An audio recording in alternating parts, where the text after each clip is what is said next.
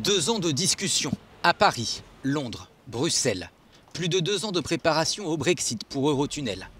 Dès le lendemain des résultats du référendum, autour de la table, les questions sont posées. Qu'est-ce que ça veut dire? À quoi ça va ressembler? On ne savait pas du tout, donc on a envisagé le pire des cas. Et le pire, c'est désormais une sortie du Royaume-Uni de l'Union européenne sans accord. Un scénario auquel Eurotunnel s'est préparé. 15 millions d'euros ont été dépensés pour de nouvelles technologies. Nouveau système de contrôle automatique des passeports, nouveau détecteur de rythme cardiaque contre les migrants illégaux.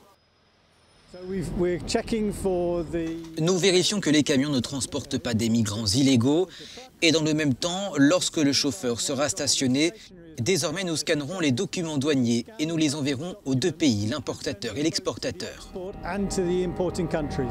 Dans le cas d'une sortie sans accord, le pire des cas, nous sommes prêts.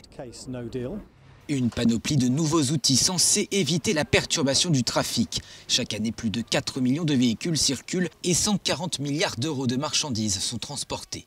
Mais les usagers craignent que toutes ces nouvelles dispositions ne fassent que ralentir la circulation. Pour moi, c'est la mort de l'Angleterre. Même pour nous ici, les transporteurs, c'est pareil. Parce que, à mon avis, les patrons ne vont pas tolérer qu'on attende 7 heures ici pour traverser, pour 1 heure de traversée. Merci monsieur, bonne journée. 1 heure de traversée qui a déjà coûté cher à Londres. La Grande-Bretagne a versé 38 millions d'euros à Eurotunnel pour régler un litige et assurer à l'entreprise que le tunnel resterait après le Brexit la voie de transport de marchandises privilégiée.